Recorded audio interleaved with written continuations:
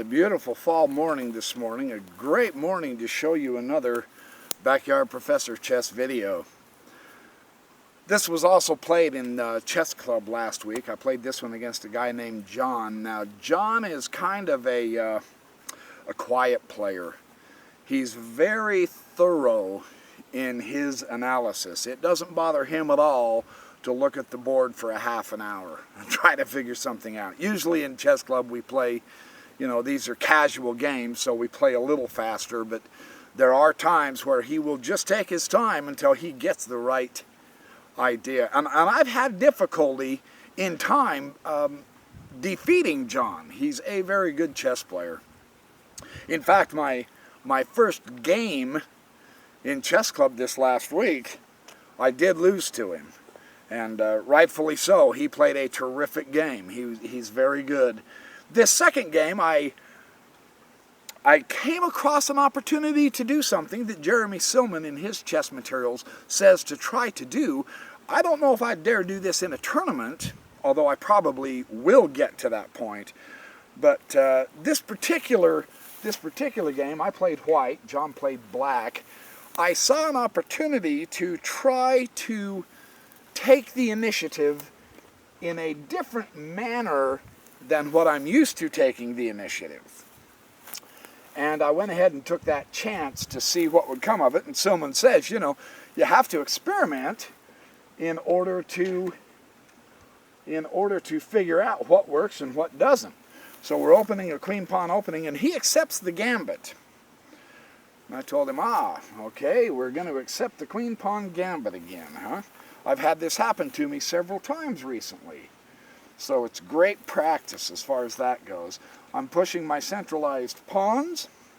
He's coming into the center as well, developing well with his knight. I bring my bishop up, which is rather a typical standard move of pinning the knight either to the queen on this side, or if you bring your bishops out here and pin your knight to the king on that side. And of course he breaks the pin with his bishop. I don't have to immediately capture this knight, but as a general sort of strategy, if you do pull your bishops out to pin the knights, realistically you're going to end up taking the knights. That's usually how that works. I came up here and took his pawn. He threatened my bishop. I went ahead and took his knight. He took my bishop. And at this point in time, because of the nature of this particular situation, my pawn majority is in the center. I go ahead and use that pawn majority, and I pressure his bishop a little more. And he drops his bishop down here to g5, taking a very good diagonal. And I bring my knight up, threatening his bishop. He ignores that and brings his other bishop. So you notice he is steadily developing as we go along. I am slightly ahead. He hasn't got equalization yet. I went ahead and castled.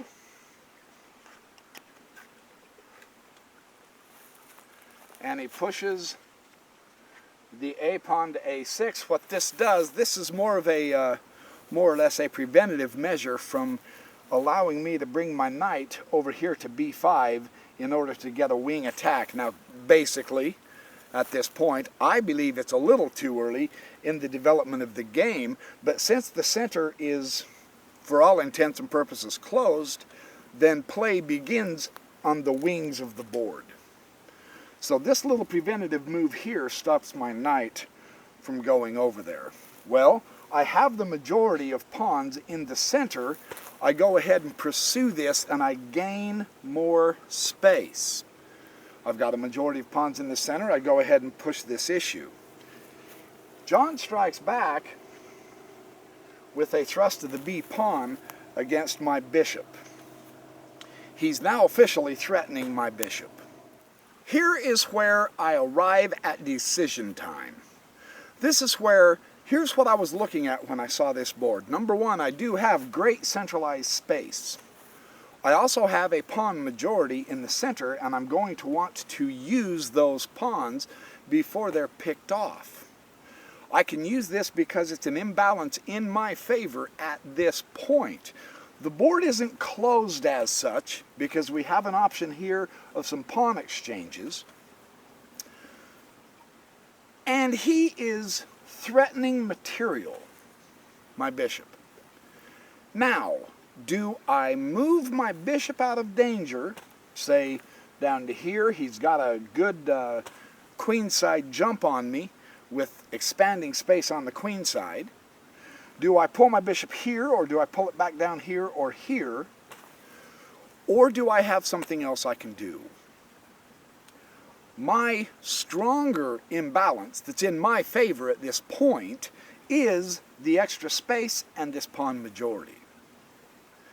If I take a move to take this pawn, and he proceeds to be greedy and take my bishop, I can then proceed to take this pawn and put him in check. His king is still in the center of the board. He hasn't castled yet.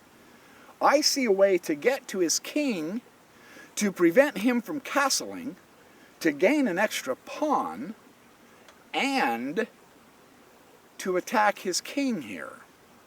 Because of the nature of the board at this point in time, my queen is also going to have, if he takes my pawn on this square, my queen has a chance to come up here to d5 and check the king and fork the rook. So I'll lose a bishop, but I can get a rook, and I can make it so that he can't castle. His king will be relatively in the open, and I can proceed to continue my development. I've got a rook here that I can swing over here to an open file and continue chasing his king. I very well could keep him off balance enough, because he's going to have to take a move or two to castle, well, he can't castle, but to get his king back under cover, or to develop his pieces around his king to protect his king. I can see a way that I can put him on the defensive. I can control the tempo of this game if I do this, and I can dictate how fast or how slow the game will go. And that was the option I chose. I went ahead and took a chance, took the pawn. John took my bishop.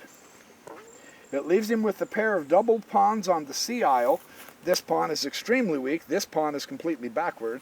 I've got a good hole all over the place here. And I've got a good pawn thrust here. I go ahead and take his other pawn and say check. I've disrupted his momentum of development. Now he has to think of ways to protect his king, not necessarily develop in a powerful way and try to win this game through some other strategy or tactics. He looked at this move for quite a while, and he went ahead and took the pawn. And I immediately pulled my queen right up here to d5, check, and I'm forking his rook. And he brings his bishop up. Again, you notice this is the second move for that bishop, not the first, to threaten my queen. And I take his rook. I see now that I have him wide out in the open, and he's going to have to protect his king. While he is scrambling to protect his king, I can develop my forces better than he can. He pulls the pawn up to try to trap my queen back here so I can't get out. Of course, I see this beautiful open file for my rook. Rooks belong on open files. And I'm taking the initiative, threatening his queen. He now gets to move his lovely lady, and he moves her out of danger. Now I see another option. Do you see what else I can do? In this kind of a setup, in contrast to the game that I played with George on how to slowly crush your opponent, in this situation, the board calls for swift action because I have interrupted his king. He cannot castle. His king is relatively in the open. So this calls for an energetic play. If I wait too long and just make developing moves without any purpose or rhyme or reason, he can get his king back into safety and I will have lost my opportunity. Do you see a play that I can play that I can keep going with this initiative? I'm going to put my will onto this game. I'm going to play this game fast, energetically, and I'm going to keep him off balance. The knight can take the bishop, which I do, and put his king in check again. Of course, John takes the knight. This gives me more space to get to his king. I've taken away one of his defenders of his king, and I bring this rook right up here onto that outpost. I've centralized my rook. I'm using my rook file. I'm putting pressure on the pawn, the bishop, indirect pressure on the king. I'm beginning to build the pressure. John brings his rook over to here to protect that bishop, of course. He is strictly on the defensive at this point. Now I need to keep coming at him. I need to either find a way to directly attack his king or build up an attack that I can be better than John is in this game. I throw up my f-pawn as far as it'll go to give me a centralized development and to keep his king on this side of the board. I'm hoping he will take this pawn because that gives me another beautiful file straight across from the king. But John's wiser than that. He sees this and, you know, he's going, yeah. He looked at this for quite a while too. He realized what I was trying to do. I was more than happy to sacrifice this pawn if he will take it, but he didn't. John went ahead and pressed his pawn. This was a wise move, I believe, because it kept this file closed. I already have one open file to him. And if I open up another file, he is in deep trouble. And he recognized that, so he pushed the pawn. And he gave me one of those sly little grins, you know. He knew what I wanted him to do, and he didn't cooperate. Well, what do you do in this instance? He played good chess here. Darn him. He's a very good player. Well, I have some momentum. I have a pawn here. I have a rook here that's pressuring the bishop, and this pawn here indirectly attacking his king. I've got the momentum, so why not keep going with it? This was my thinking, you know. So I went ahead and pushed the pawn again to threaten the bishop. I can eliminate one of the defenders of his king, and his king is going to be wide open for me. And he looked at this one for quite a while too. He realized, well, there's only one real good square, put that bishop right back up to where he began. Now you notice how I am beating him back because I have my central space, and I don't relinquish that. Once I got that central pawn thrust, and I've got his king out in the open, and I bring my rook in here, then I can continue my central pawn thrust, my central space thrust, and really give him some good pressure. He is playing defensive chess at this point. He doesn't have a lot of choice.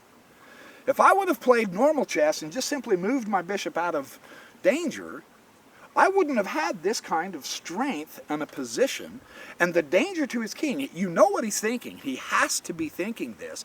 I have to find a way to protect my king. All of his moves are going to be for that goal, while all of my moves are going to be for going to get the king. Now look at this. I have two pawns directly in front of the king. I have a great side file with my rook, as well as an open file here. He's under some pretty good pressure here. This is a great way to be, and I take complete advantage of the imbalance that's in my favor at this point. This is how Jeremy Silman says you can improve your chess. And I've noticed my chess is different. I play chess different. I see the board differently than I ever used to before since I've been studying the Silman materials. I go ahead and push the pawn to go check. I keep the momentum going. Absolutely, there's no reason not to. John brings his king to here. And I realize at this point, I don't have my whole army working together for a common goal yet. My queen is stuck back here. I can't take the pawn, the knight will get me. I can't move here because the bishop and the queen. I can't take this pawn because the queen's covering me, as well as the knight. And the queen is indirectly, now that I've pushed this pawn to check his king, now I have to be careful because this rook is exposed. I either have to bring this rook over to the double file or find a way to protect that rook. But I have to get my queen back into this game. Yeah, I took his rook a while ago, but if I just leave her there, that's not good strategy. How do I get my queen out is the question. I can't take the knight. The queen will get me.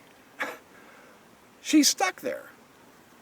So this calls for a drastic measure, and I found it. I bring my knight up to here, I go check to the king, and I fork his queen. So now he has no choice. I do a knight sacrifice. For all intents and purposes, it's worth it to me at this point to sacrifice my knight to get my queen back into this game because his king is wide open. If I can get my queen in this, it's a game. I've got him. So I throw in a vicious knight fork, and he has no choice. He has to take that knight with that pawn and thus let my queen out. And of course, I immediately free my queen by sweeping down here and taking that pawn. Now he has a passed pawn, but it's really weak. He has absolutely no pawn structure. I've almost eliminated his pawns. His king is still out in the open, and I have freed my queen. I'm very happy at this point, but I'm not fully satisfied.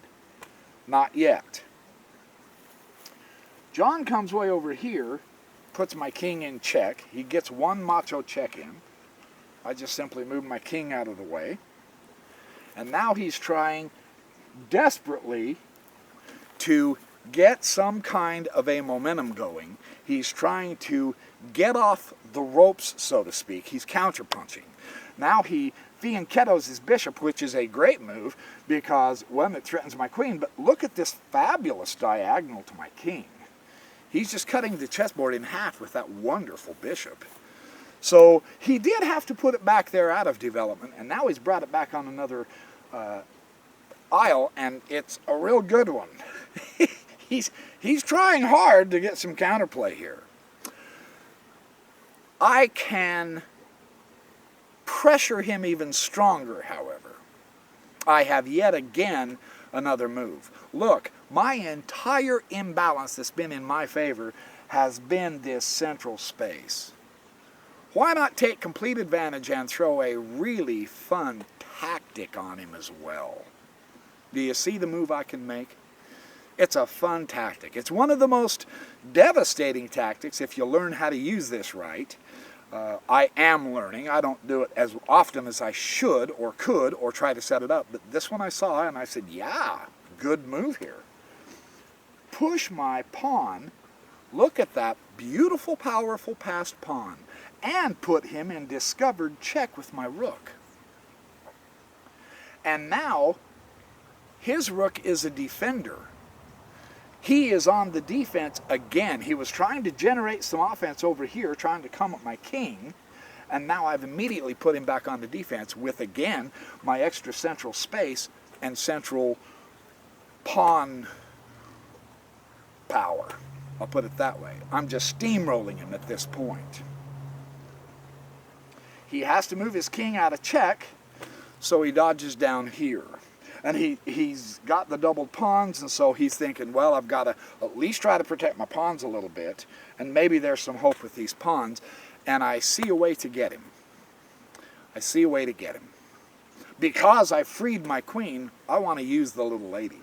So I come down here to D2, and I put him in check.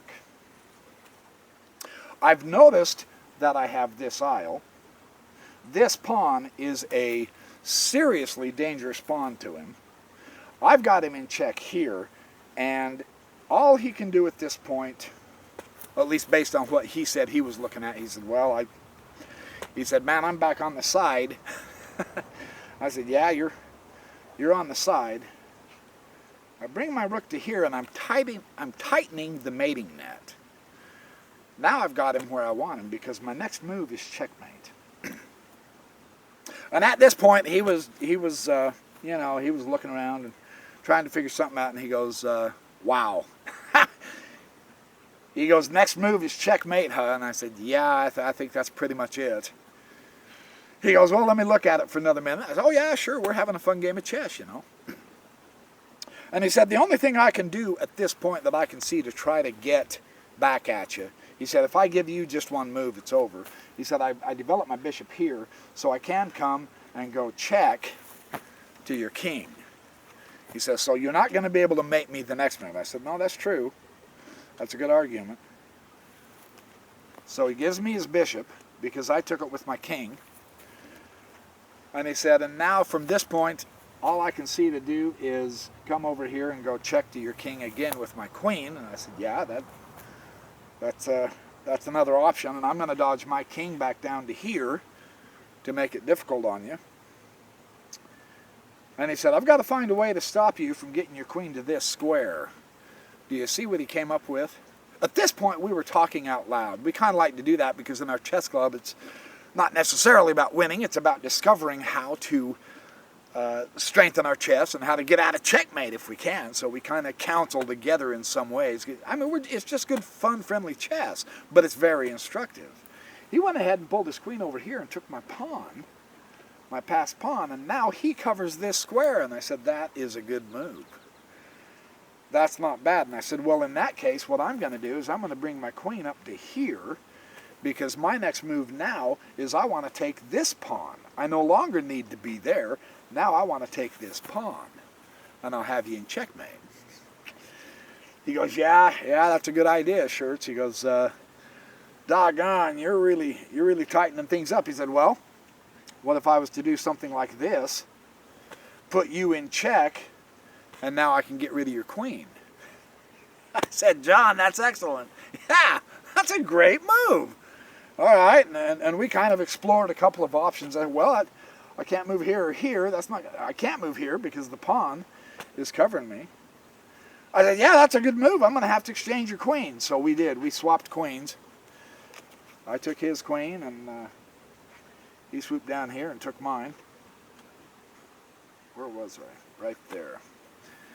So now we're down to rooks. We're down to a rook endgame.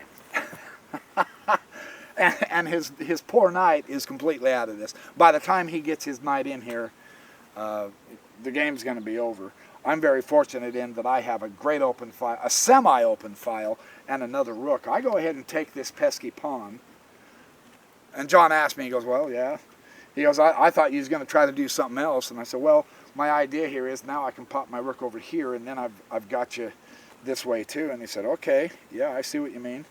He said, well, I can take this.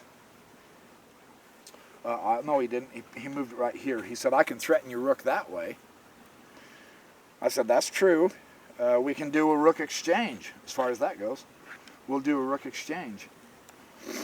So he's whittling me down. You see, he didn't give up. He just keeps whittling me down. When you get in a position to where you really have trouble defeating your opponent, you must find ways to do it, and John was finding the ways. And this is the way he is, too. He's so methodological. And that was one reason why a few years ago I couldn't beat him. And I told him at this point, I said, well, at this point, as I see it, I think I've got you, because your knight is way out of here, out of play, and my passed pawn has caught yours, and you're not going to be able to catch me. I'm going to be able to blockade your pawn, or else take it, and I'm going to go ahead and push my pawn all the way in. You're not going to be able to stop me. And so at this point, John resigned. And he said, wow, that's the first time you beat me in a long time. I go, well, I got lucky. I got lucky with a little skill and help. This idea that someone says to try to experiment with a new variation, my new variation was getting his king out in the open. My new variation was, don't react to every threat my opponent gives me, but play my game. If I have a potential possibility, why not experiment with it and see what you can do? I experimented with it, and that experiment turned out very well. I was very pleased with the way this game went. John played very good chess. I played very good chess. We had a lot of fun. Toward the end there, we started to talk out loud to each other, which really makes it fun because you learn and you see different variations. And we did a few calculations around, and he said, man, I didn't realize how strong that was going to be when we were doing that pawn maneuver up here. But the imbalance that you saw with this central space thrust, you notice I never relinquished that. I kept going with that because that was what was favorable to me. And it worked in this game. So I hope you've enjoyed seeing this game. I'm glad you're watching the videos and getting something out of them. Happy checkmating in your chess futures, and I'll see you in the next video.